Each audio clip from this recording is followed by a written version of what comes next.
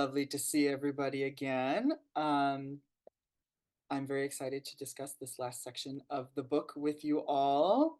Um, as we know, we read the fifth section. The final section, very emotional, a lot happens. Can't wait to hear all of your opinions. So, in terms of some of the episodes that have happened in this section, we see more traveling.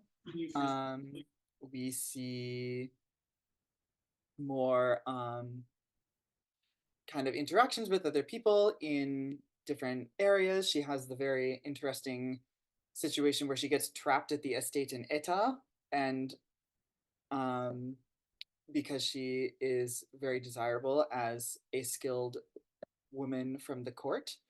There's also, of course, Gofkaksa's death, which is very emotional and traumatic.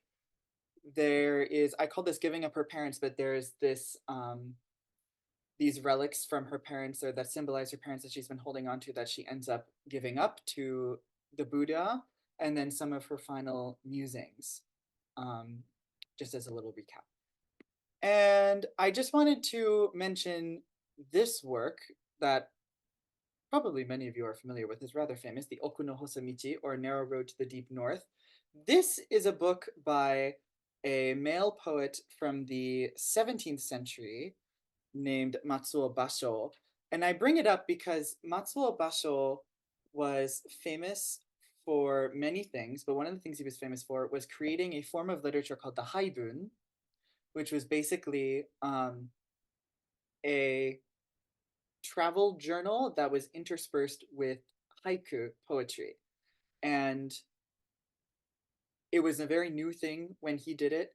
However, when I first read um, books 4 and 5 or sections 4 and 5 of the Confessions of Lady Nijō, all I could think of was, wow, this is really similar to a haibun. So I wanted to bring it up because I think it's an interesting comparison. And also, Basho very much was inspired by the poetry of Saigyo, very similar to Lady Nijō's affinity for Saigyo, but also just other forms of classic poetry and classic literature.